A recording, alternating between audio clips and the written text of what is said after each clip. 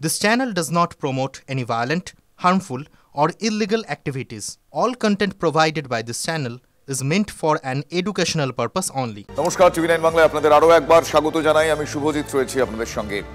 ফোঁসের নামে দিকে দিকে হুমকি চলছে। এবার বেলাগাম অশোকনগরের শাসক নেতা। Fair and bright night and day cream, ত্বক থাকবে ব্রাইট সারাদিন, পলিউশন ফ্রি, ঠিক যেন রাতের ফোঁটা সাদা ফুল।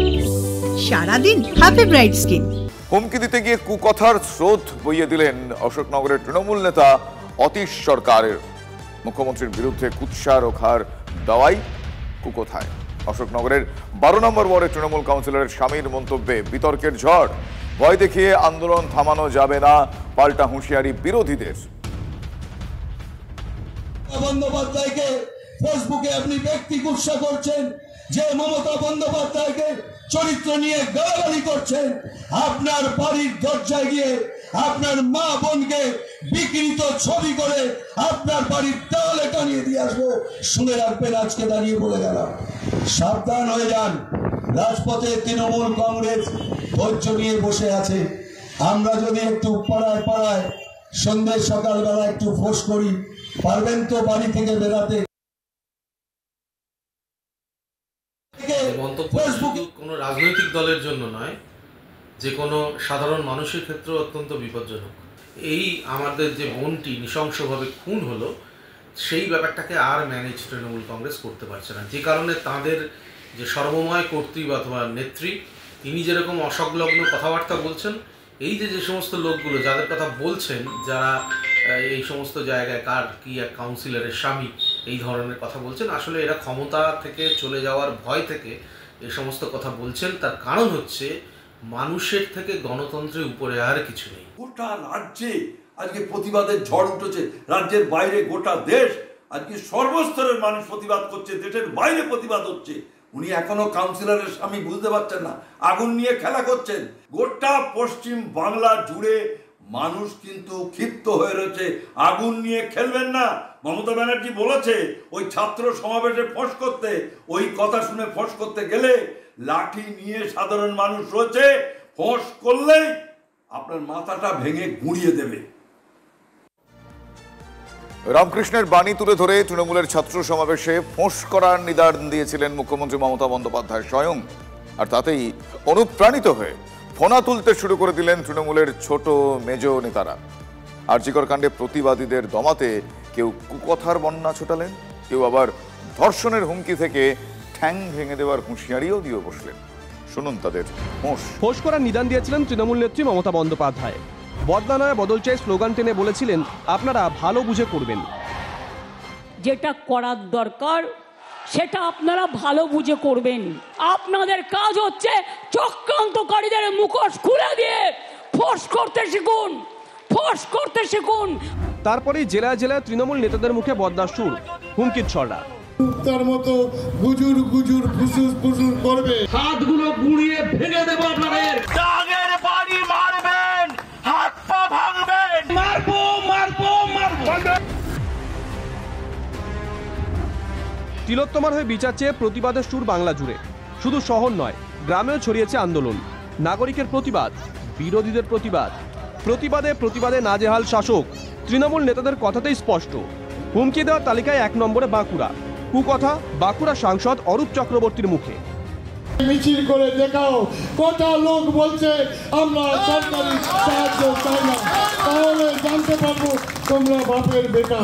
ওই কুত্তার মতো গুজুর গুজুর ফুসুস ফুসুস করবে, আর ইনকিলাব জিন্দাবাদ করবে, কাস্তে হাতুড়ি দেখাবে, আর ভোটের আগের দিন পদ্ম ফুলে ভোট মেরে দেবে। তোমাদেরকে বিশ্বাস করবে। বিরোধীদের হাত গুড়িয়ে ভেঙে দেওয়ার হুমকি বাঁকুড়া বর্জরার ব্লক তৃণমূল সভাপতির গলায়। অরাজনৈতিক নাম দিন, রাজনীতির পতাকা দয়া করে বের করুন, হাতগুলো গুঁড়িয়ে ভেঙে দেব আপনাদের। এটা তৃণমূল কংগ্রেসের প্রতিজ্ঞা। আরো এক ধাপে গিয়ে বিজেপি বিধায়ক অমরনাথ শাখাকেও মারার হুমকি দিয়েছেন বাঁকুড়ার কতুলপুর ব্লকের তৃণমূল সভাপতি। তার নিদান, আইনকে হাতে তুলে নিয়ে বলছি, আমি ব্লক সভাপতি হিসাবে বলছি, যেদিন এই রাস্তা দিয়ে অমর শাখা পেরিয়ে যাবে, গাড়ি থেকে নামিয়ে তাকে মারবো মারবো মারবো। আরও অনেকেই আছেন এই তালিকায়। বিজেপি নেতাদের পা ভেঙে দেওয়ার হুমকি বাঁকুড়া সোনামুখী তৃণমূল নেতার। যদি কোনো অশান্তি পাকানোর চেষ্টা করে, ছাতা ছোট হুমকি হাতে নিয়ে কোমর থেকে পা পর্যন্ত ঠ্যাংগুলো ভেঙে দেবে। বীরভূমের বাঘ অনুব্রত মণ্ডল 2 বছর ধরে জেলে, কিন্তু শূন্যস্থান ফাঁকা নেই। হুমকি দেওয়ার মতো নেতার অভাব নেই। বিজেপি নেতাদের ডাং দিয়ে মেরে 6 মাস হাসপাতালে রাখার হুমকি মল্লারপুরের তৃণমূল নেতার। বাড়িতে ডাং আছে তো ডাঙের বাড়ি মারবেন, হাত পা ভাঙবেন, 6 মাসের জন্য হাসপাতালে ভর্তি করে দেবেন। আর বউকে বলবেন, ওদের বাড়ির বউকে, যে যাও তোমার স্বামীকেও হাসপাতালের ভাত খাওয়াতে পাঠালাম, অর্ধেক তোমার স্বামীকে খাওয়াবে আর অর্ধেক তুমি খাবে।